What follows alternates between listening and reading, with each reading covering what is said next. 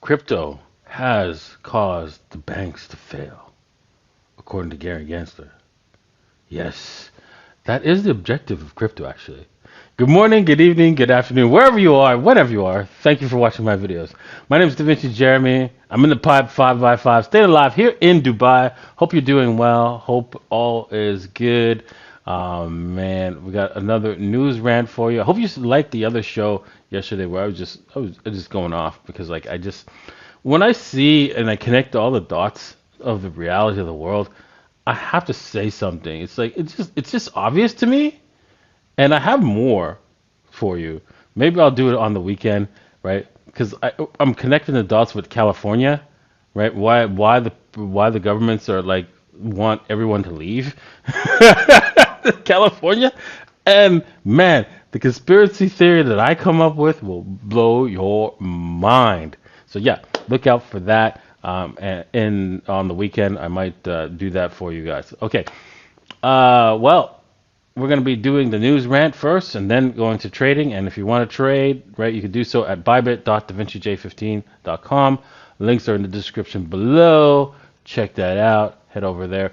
And if you like this show, make sure you hit the subscribe and the bell button, because if you don't, right, the YouTube algorithm, it's designed not to give you what you want. If you just hit the subscribe, you have to hit the bell button and all. So go do that right now. If you haven't done that,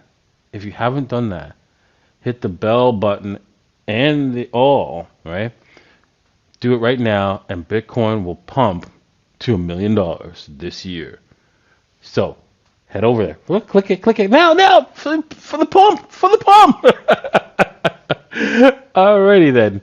Okay, now let's head over to the first news of the day, right? This upgrade could make it harder for the government to censor Bitcoin. The more influential Bitcoin becomes, the greater the risk of attack. Oh boy. Okay, so the enduring popularity of Bitcoin is largely due to the fact that no third party controls it, including governments. But even if that's the case, the currency developers are constantly mulling over how powerful entities could poke holes in the technology and attack it or bend the rules. One potential attack vector on Bitcoin is the nodes on the network communicating with each other via unencrypted traffic.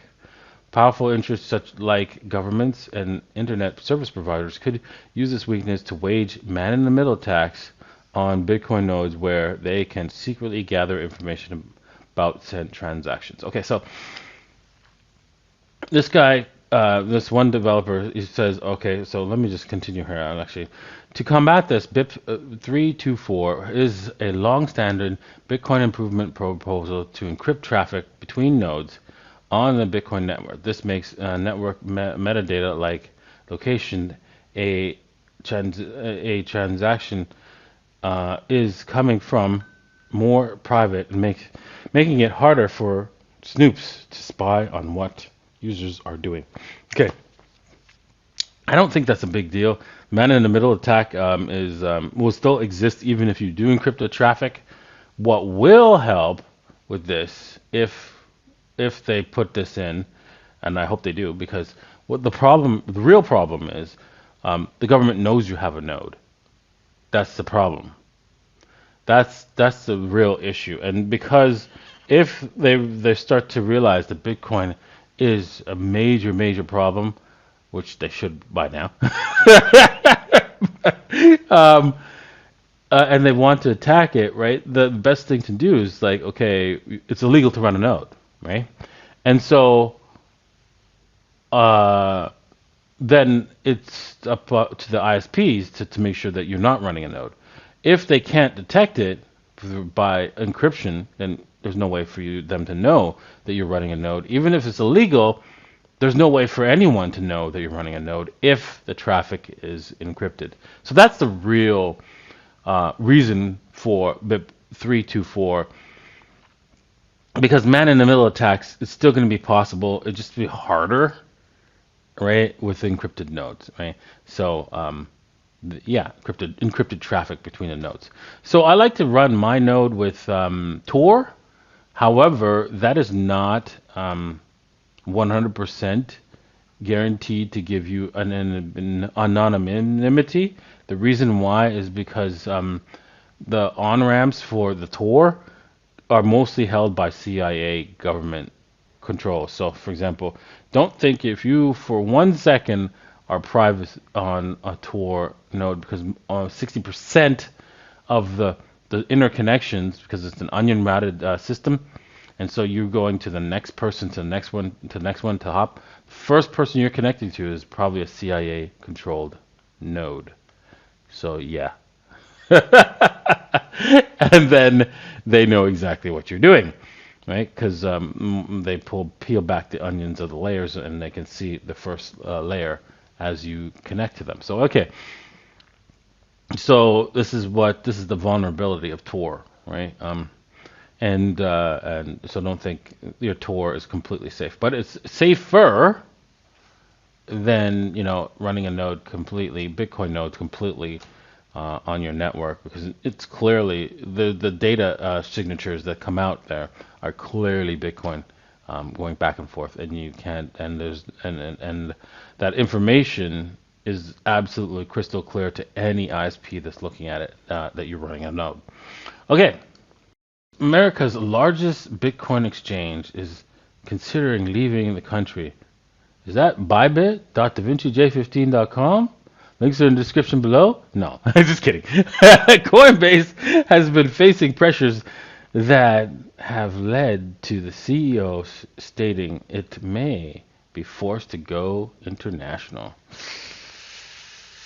Yeah, okay. Coinbase is considering establishing itself in another country should the United States negative regulatory stance on Bitcoin and cryptocurrencies continue, according to CAO Brian Armstrong. I find that very difficult to believe. Here's why. Because they are 90% a American company, basically, and they founded in the United States, grew in the United States, and yeah. And although they are expanding outside, they are so far away from the mark. Like when you compare them to Binance, they're so far away with their international reach that it would not make them a bigger or better.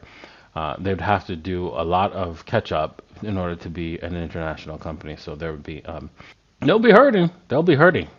I think if a number of years go by where we don't see regulatory clarity emerging in the U.S., we may have to consider investing more in other regions of the world. Okay, buddy. Good luck with that. I know these guys they're suffering, right? Because they were forced to pay $100 million fines on BS, right? Regulatory findings stating that Coinbase's heightened risk of illegal activity. It's nonsense.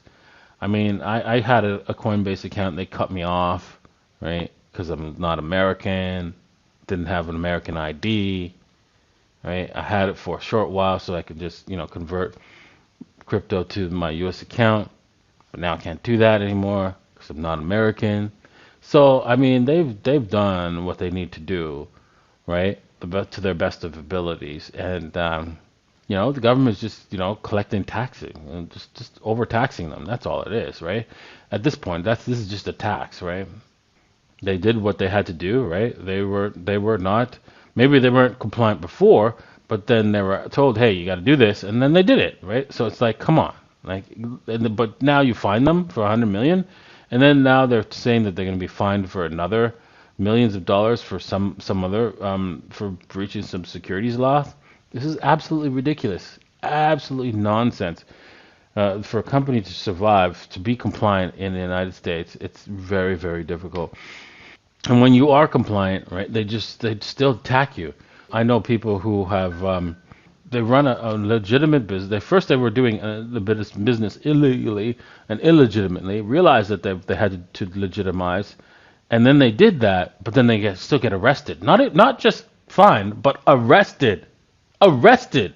Get it straight through your head. It is a pain in the butt to do business in the United States. Pain in the butt. Unless you go from zero to hero really, really fast, you could get arrested for breaking their stupid rules. It doesn't matter what kind of business you run. Any kind of business you run, if they feel that you are broken the rules, you could end up in jail, right?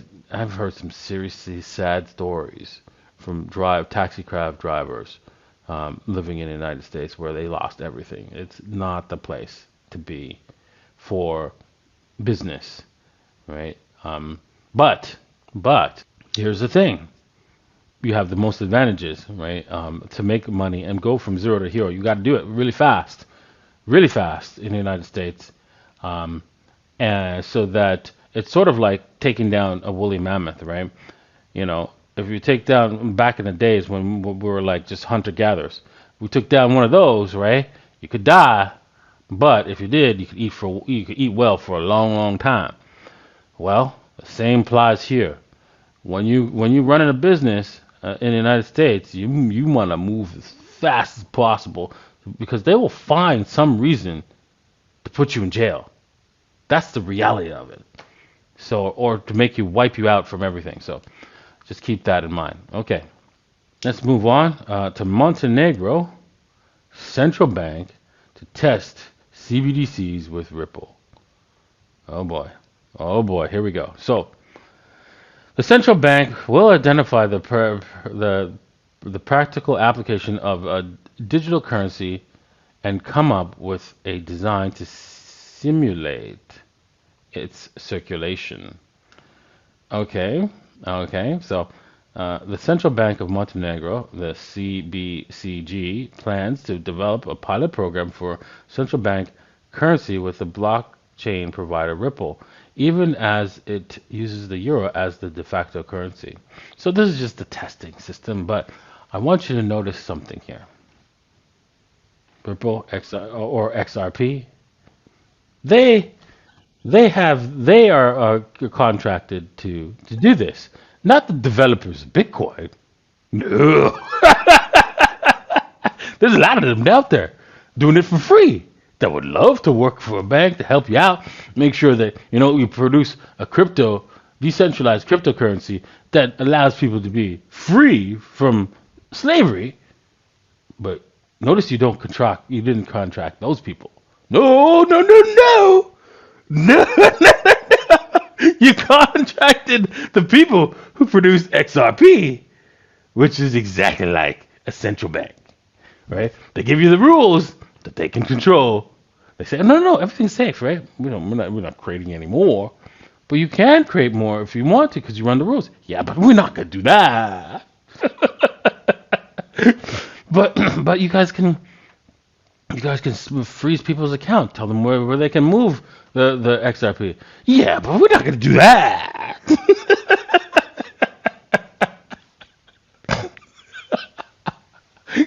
Oh, you're funny.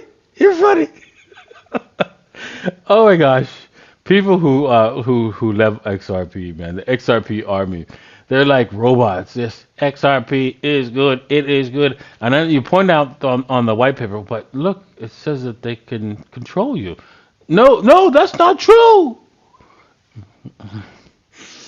It's unbelievable. I remember watching a documentary about how the KGB controls.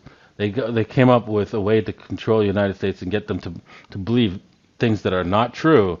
And even if you put facts and documentation in their face, they still won't believe it. That the reality, what's real, is true, but their fake beliefs is actually what they think is true. And I couldn't believe that the KGB pulled it off. But clearly that XRP did the same thing.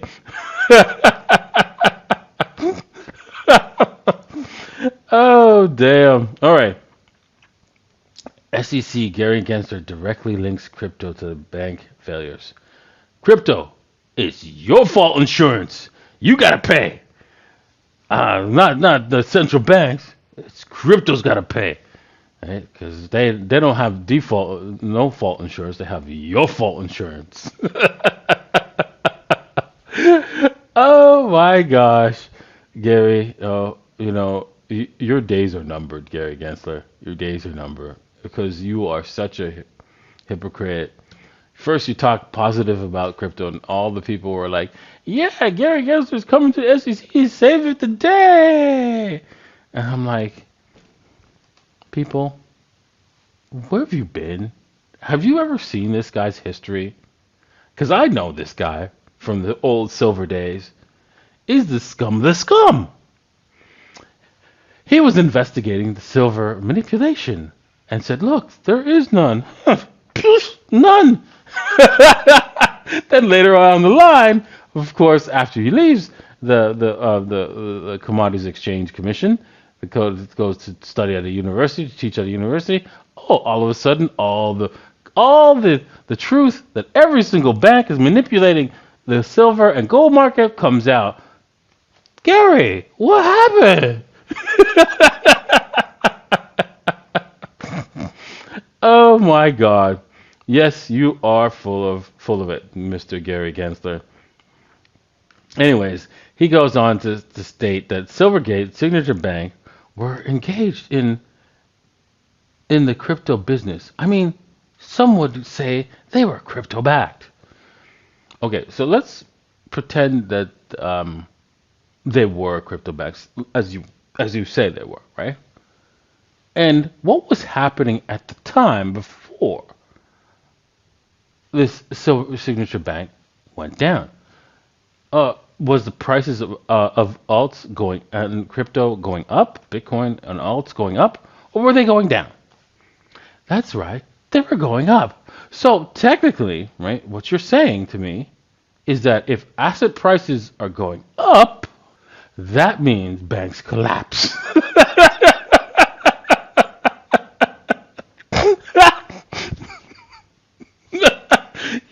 You good? You good, Gary? Oh my God! Damn. So if you're saying that if if real estate goes higher, all the banks will collapse. If what's it called? The industrial real estate, the office build spaces, if the price value of that goes up, not down, banks will collapse because hey, you know what? People can't pay mortgages, right? I can see that, right? Because mortgages, if prices go up, right, they can't refinance, right, and pay. No. I'm sorry. I had to play on that one a little bit longer than I should because you can see the redonkulousness of Gary Gensler, right? You can see it. It's just absolutely. He's just throwing stuff out that don't make no sense. So you know he's bought and paid for by someone to do all this. So just so you know. And so there is calls for his head. Okay, let's head on to the charts for today. Bitcoin, oh my God, I told you guys. What did I say? That this area was like guaranteed.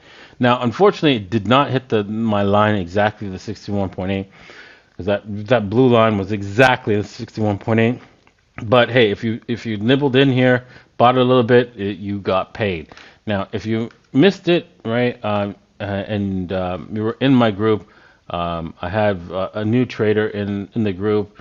He kind of like went short a little bit too early, but then he actually got the right short actually after he got stopped out near the top here, and really, you're supposed to. The next one was you don't want to stay you don't want to go short and stay in a short on this. You want to take the fibs, and because we're in a bullish situation here, the best thing for you to do is to take a fib when we get into the traffic, and no more. And if you catch the top here, no more than maybe the 0.236, right? 23.6 area. You can go as low as the 38.2, but as you can see, that was the bottom. But this would have been the safe place to take profit, especially if you caught the top of this short, and not stick it out too long. You can see there was plenty of opportunity to get in on this short if you were watching it. Right, I was looking at this yesterday, and you could see that it was even like even a Hail Mary, I bet you, right there. So the Hail Mary is the 78.6 retrace after the fail, and we come back down. Then you're looking for, okay, well, there's going to be one more hurrah up, and you're like, yeah, there it is, 78.6. It's kind of scary because usually the market comes at you. That's why it's called a Hail Mary, because the market's coming at you like really, really fast. You're like, am I doing the right trade here? Oh my God. And then boom, down she goes, right? With the Hail Mary trade. And so that's how you could have captured it. Now the Hail Mary is very limited. It doesn't give you a lot of the Hail Mary. If you were to take it, if it were to fire off, it wouldn't have gave you it would have gave you a very, very small window to short, because you're only going to stay inside the range, which is like, for example, right here between. So you'd short only to about right from about to the this level right here, and then that's it. So you're whilst your what's it called, your risk was very, very small. So you could have taken it further, right, if you wanted to, but that's how the Hail Mary works, because bulls make money, bears make money on this market, and pigs, what they do, they get slaughtered. So don't be a pig, right? And with any kind of trade, you ensure that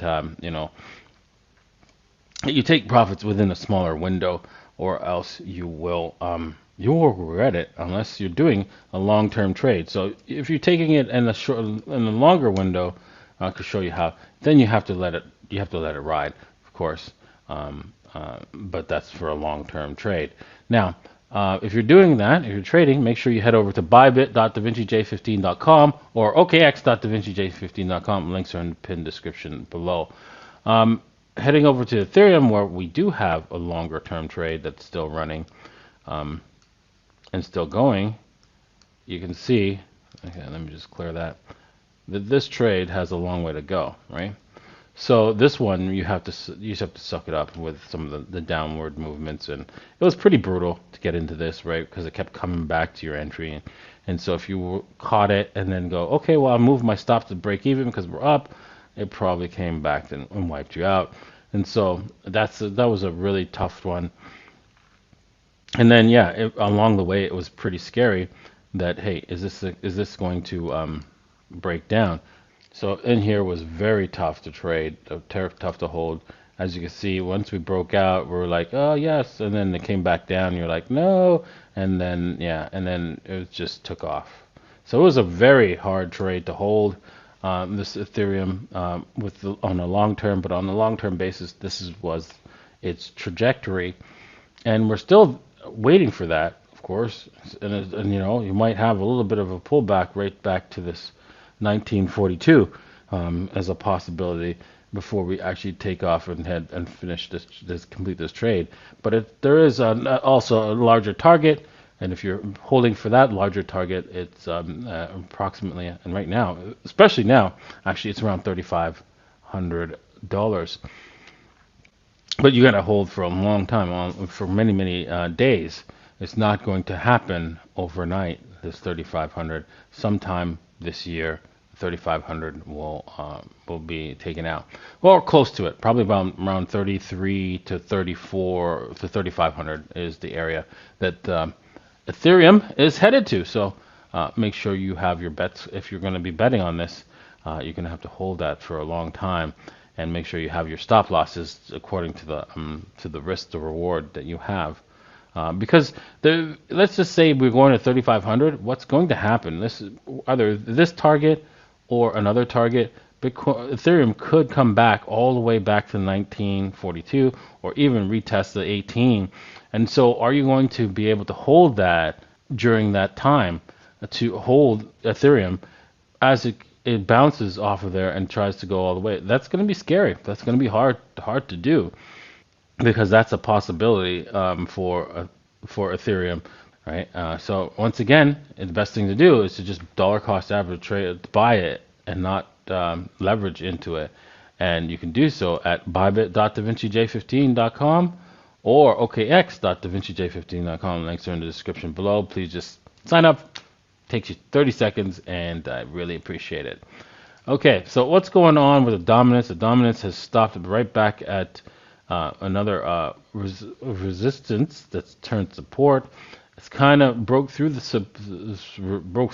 resistance, which has turned support, and broke through the support. Now it's treating it back as resistance, and so that's a good thing if we can stay underneath this red line here, which is the 47.44%.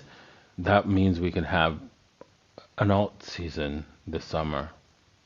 Yay! But yeah, we have to wait and see. We have to wait to see if the price action on the daily gives us some sort of indication that yeah, this is it. We're going to do it. Alt season. Chances are good. Chances are good. I'm looking at the alts, and things are slowly starting to reverse. So that's a possibility. We could see that the alts actually outperform Bitcoin. You can see some of the negatives are like shrinking a little bit. So that is what we could see in the future. There's a top 100. Let's go to 200. Wow. Okay, so there we go. All right, and yeah, so alts are coming in nicely. Okay, that's it for today. I hope you enjoyed today's show. I know I did. Look out for the weekend where I give you my conspiracy theory. Right? Make sure you subscribe for this one, where I'm going to give you my conspiracy theory of how California is getting rid of many of people in this population, and the good people, actually, smart ones, are leaving. Smart businesses are leaving. And why is that? We'll talk about that, and it's going to scare your pants off. All right, thank you for watching, and we'll see you guys next time. Cheers.